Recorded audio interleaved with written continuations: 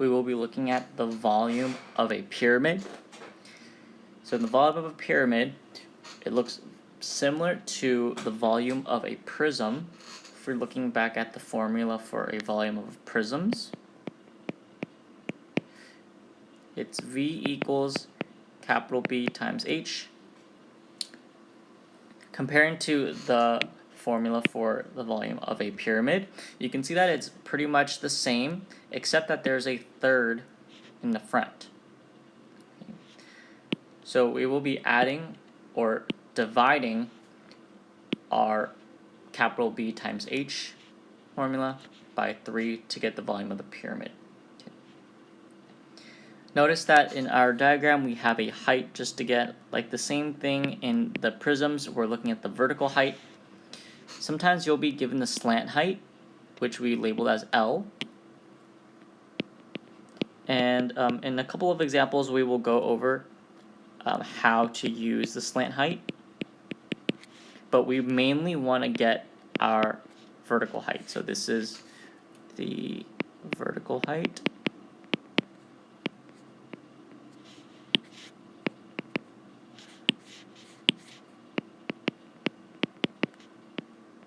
Okay. And again, we have capital B as our base. This time, since we're talking a pyramid, it's only one base, and it's at the very bottom, opposite side of the peak of the pyramid.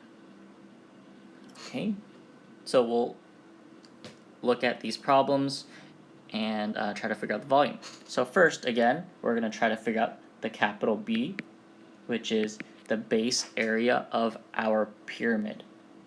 Okay. You can see here we have a rectangular base. Therefore, we're just going to find the area using length times width. Okay. So we'll do 10 times 11 gets us 110 inches squared. The height of my pyramid is this vertical height going straight down.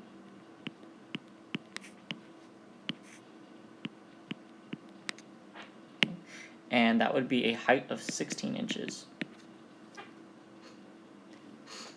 The volume formula for a pyramid is V equals 1/3 times B times H, and we'll plug everything in. So 1/3 times 110 times 16. Okay. Let's plug that in and let's see what we get.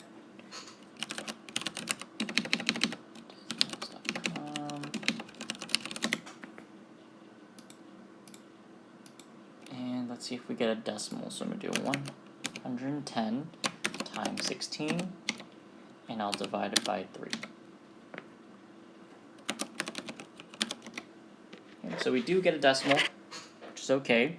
So you would get, before the decimal, 1,760 divided by 3.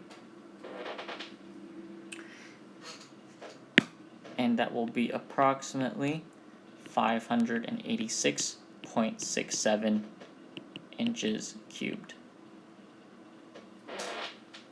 So very much so the same process as the prisms, but we just need to make sure we divide by 3 after we multiply the base area and the height.